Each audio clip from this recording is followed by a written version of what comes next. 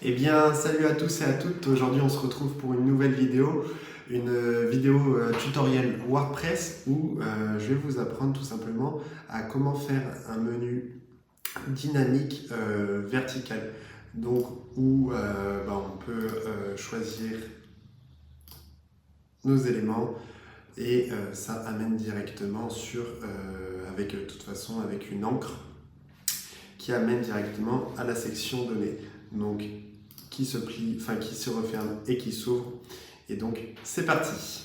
Donc, une fois que vous êtes connecté à votre tableau de bord WordPress, alors ce tuto n'aura pas besoin d'Elementor Pro, mais vous allez devoir installer deux extensions. Alors, Royal Add-on, tout simplement parce qu'on va devoir ajouter du CSS additionnel. Et moi, par exemple, pour ne pas prendre le constructeur d'Elementor, j'ai installé Elementskit qui permet de créer un header et un footer gratuitement. Pour cet exemple, je vais utiliser cette fonction. Il me semble que sur Royal Add-on, on peut aussi tout simplement créer directement un header avec. Mais donc là, je ne connais pas très bien cette extension. Je sais juste qu'elle permet d'ajouter du CSS. Donc, une fois que voilà, on va commencer à créer directement, on va faire ajouter un nouveau template et là ici on va marquer test YouTube. Donc voilà, on le désactive pour l'instant et on édite le contenu. Donc voilà, vous allez ajouter une section comme ça, vous allez la mettre pleine largeur et ici pixel et vous allez mettre 250. Vous allez pouvoir aussi mettre sur toute la largeur de votre site et puis voilà. Donc ensuite vous allez aller dans style, superposition d'arrière-plan et vous allez ajouter votre couleur. Donc vous la mettez en pleine couleur et ici dans classe CSS vous allez mettre sidebar. Ensuite donc ici comme j'ai Elementor Pro j'ai le CSS personnalisé qui est déjà mis, mais donc avec Royal Add-on vous allez pouvoir l'ajouter aussi. Ok, donc aussi vous allez enlever la marge interne et vous allez ajouter le premier code que vous avez dans la description. Ensuite, on va pouvoir déjà commencer à configurer nos éléments. Vous allez déjà ajouter un conteneur où dans celui-ci vous enlevez la marge interne et vous le mettez en horizontal. Vous allez ajouter une image, donc votre logo, et vous allez pouvoir ajouter une icône sur la droite. Et donc là, c'est un menu. Alors, vous pouvez prendre celle que vous voulez. Moi, j'utilise celle-ci. Voilà, vous allez pouvoir donc la mettre en blanc et on va pouvoir la réduire un petit peu. Alors, on va mettre 30, voilà, c'est parfait. Ici, vous allez régler sur centré. Et donc, vous avez déjà votre premier élément. Ensuite, vous allez ajouter une liste d'icônes. Alors, pardon. Vous allez ajouter un nouveau conteneur. Bon, j'arrivais pas à le rajouter, donc je l'ai dupliqué tout simplement. Mais donc là, vous allez enlever la fonction horizontale et vous allez tout simplement ajouter une liste d'icônes.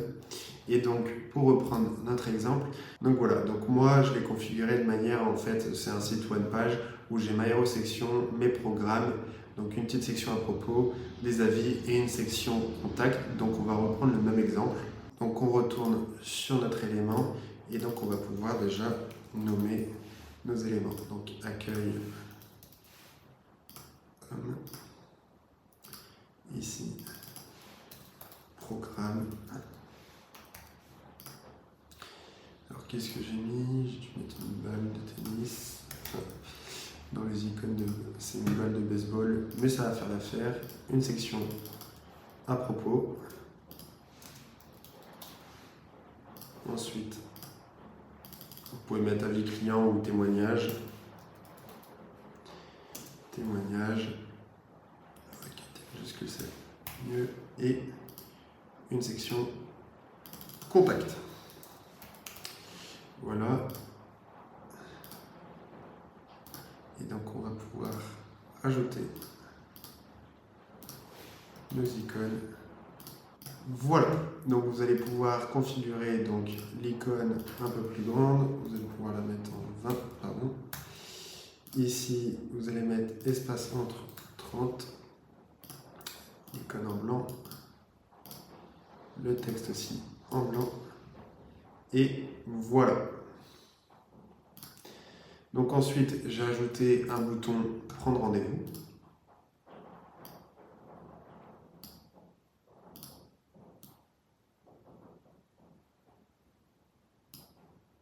Voilà.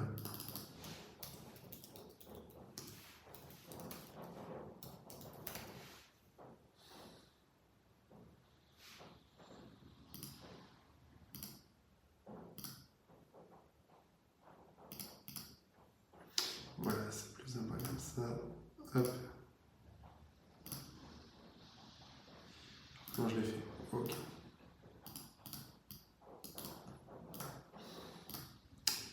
Tac. Ici, on va mettre en transparent la bordure dans notre couleur.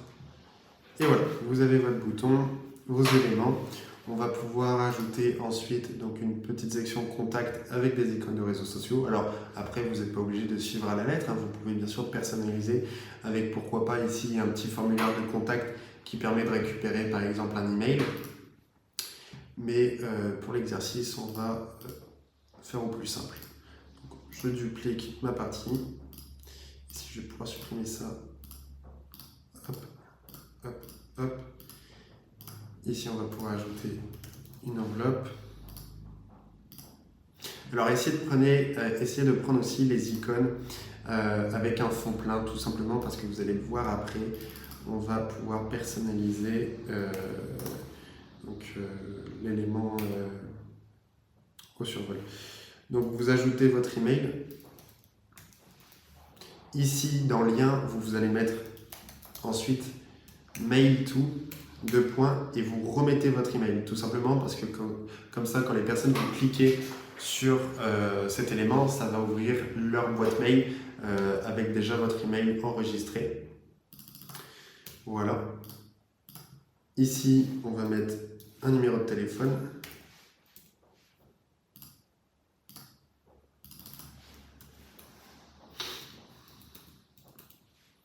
Voilà. On va quand même rajouter des espaces.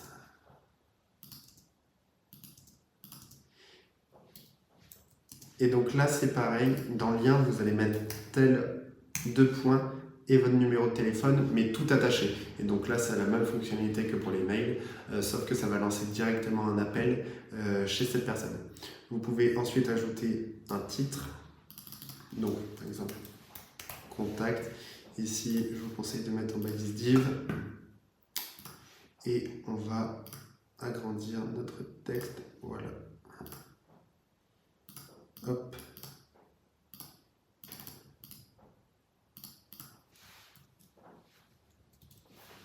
25. Voilà. Et ensuite, on va ajouter les icônes de réseaux sociaux. Donc là, on va mettre en cercle. On va les réduire un petit peu. Alors, taille 25. Voilà. On va personnaliser la couleur. Et voilà. Ensuite, ici, on va juste descendre un petit peu. Non, on va laisser comme ça. Donc là, vous avez déjà le style de votre menu. Il va falloir tout simplement ajouter donc, les CSS. Donc on a déjà fait cette partie, c'est très bien. Ici, il va falloir mettre ici dans votre icône hamburger, donc la CSS, vous allez mettre menu toggle et vous allez ajouter, j'ai oublié de vous dire, une balise HTML sous le bouton. Alors, il faut que ce soit dans la bonne section, sous le bouton prendre rendez-vous et vous allez copier le second code qui est dans la description. Tac. Alors ici, par contre, il y a un souci. On va dimensionner notre image et voilà. Et donc ici, c'est bien centré. Par contre, ça fait un petit problème. on va juste mettre ici moins 11. Voilà, et vous pouvez ensuite, si vous le souhaitez, régler un peu plus votre image. Voilà, 65 c'est bien. Et donc ici on va juste mettre... Voilà, moins 10, voire moins 9. Donc vous avez ajouté. Et si on fait publier, et qu'on va voir ce que ça donne, normalement la fonction du bouton est fonctionnelle tout simplement. Par contre là vous voyez, ici il y a le logo qui est en tout petit, c'est pas vraiment esthétique. Ici il y a le bouton prendre rendez-vous. Alors vous pouvez très bien rajouter une icône, par exemple un calendrier, et puis voilà. Donc on va passer maintenant à la partie graphique. Donc vous retournez sur vos éléments. Ici vous allez mettre donc dans la classe CSS de votre logo, vous allez mettre logo. Ici vous allez mettre donc dans votre bouton CTA, tout simplement parce que j'ai pas envie qu'il s'affiche, et dans le code que je vous ai donné, en fait ça masque tout simplement les éléments. Quand on revient sur notre page, qu'on fait mettre à jour, voilà, nos premiers éléments disparaissent tout simplement. Et puis voilà. Ensuite, donc vous allez aller sur vos listes d'icônes, dans Avancer, vous allez ajouter le second code, enfin le troisième code qui est dans la description. Voilà, j'ai récupéré mon code, je le copie. Et donc ici, alors je l'ai peut-être mal configuré, icône au survol, on va mettre orange, et pareil pour le texte. Et donc ensuite dans Avancer, classe CSS, j'ai oublié de mettre navigation. Voilà. Et donc ici vous pouvez copier et coller le style. Et voilà, donc là ça cause peut-être des petits problèmes, mais si on fait publier, alors ok, ça ne fonctionne pas seulement pour lui. Ok, je sais ce que j'ai oublié. Parce que tout simplement ici j'ai mis une balise. Ici vous allez pouvoir donc mettre tel. Ici mail tout 2 points. Et ici, donc c'est très simple, une fois que vous êtes sur votre page, alors on va faire modifier cette page donc avec Elementor, tout simplement parce qu'il faut ajouter des balises pour des balises. Donc là, ici, je l'ai fait là, modifier la colonne. Il faut ajouter donc les idées de classe CSS, et donc vous mettez par exemple programme. Ici j'ai mis donc propos. Ici j'ai mis avis. Et là j'ai dû mettre contact. Donc voilà, vous mettez ces éléments dans vos idées de classe, et ensuite vous allez retourner là-dessus. Et donc là, ici, vous allez mettre hashtag accueil. Ici, donc, hashtag programme. Alors, vous pouvez mettre le nom que vous voulez, hein, tout ce qui au plus simple. Ici, donc, propos, le mieux c'est de mettre ce que ça définit. Donc ici, avis, j'ai mis. Et donc là, contact. Et donc, voilà, si je fais publier, donc je retourne sur ma page. Donc voilà, j'ai bien mes éléments qui sont pris en compte, j'ai mes petites icônes de réseaux sociaux, tout fonctionne bien. Ici par contre, voilà, là c'est pas terrible, et là aussi. Donc pour régler déjà le problème des réseaux sociaux, donc écart entre les lignes, vous allez pouvoir mettre par exemple 15. Et ici, vous allez pouvoir régler donc, cette partie-là. Et donc, pour régler le problème, vous allez ici ajouter une marge de 20. Et vous allez donc faire publier. Vous allez retourner là-dessus, recharger votre page. Et donc, voilà. Alors vous pouvez ajouter un peu plus si vous le souhaitez, mais c'est pas forcément obligatoire. Donc voilà, ici il y a peut-être un petit peu trop d'espace, mais c'est pas dérangeant. Donc ça fonctionne bien. Pour ensuite au format donc téléphone, parce que tout simplement si on est au format téléphone, bah ici ça va prendre donc tout l'espace. Vous allez ajouter une nouvelle section. Donc dans cette section, vous allez la mettre en horizontale, étirée, et ici 10. Ok. Et dedans, vous allez donc glisser un autre conteneur, et vous allez ajouter donc votre icône. Donc on va reprendre la même chose, menu, hop, celle-ci, vous allez la passer en blanc. Donc dans avancer bordure, vous allez pouvoir mettre 100, et arrière-plan, vous allez pouvoir remettre votre couleur orange. Alors bien sûr là ça ne fonctionne pas. Ok, pour configurer le bouton, donc vous allez aller dans bordure, vous allez mettre 0,2 rayon de bordure pixel, vous allez aller dans arrière-plan et vous allez enlever la couleur. Ensuite dans contenu, vous allez mettre en cadre, enfin remplir, en cercle, et ici en couleur secondaire, vous allez mettre en blanc, et couleur principale en orange. Ok, donc dans conteneur, ici, avancé et CSS, ajouter ce code. Donc voilà, donc dans l'icône, vous allez aussi ajouter donc classe CSS, menu toggle, et donc position, vous allez mettre absolu, et donc vous allez la régler. Ok, donc là, on va juste la régler un peu plus, on va enlever l'index. Et donc vous allez ajouter le code pour le bouton. Ok, voilà, donc menu toggle ici, et vous allez mettre 99 en index Z. Vous allez juste voilà, remonter un petit peu.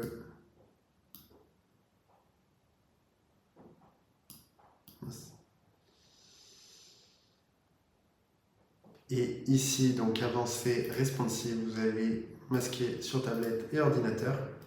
Et donc, pour celui-ci, vous allez dans responsive, masquer sur mobile. Donc, vous pouvez mettre à jour, publier. Et ensuite, donc, là, c'était mon ancien menu, mais on va le désactiver. Ok, et donc maintenant, on va activer test YouTube. Donc, sur le site entier, activer. Donc voilà, il est actif. Si on retourne sur notre page et qu'on recharge, donc nous avons bien notre nouveau menu. Donc il fonctionne très bien. Hop, hop, hop. Donc là, c'est bien sûr un site de test. Hein.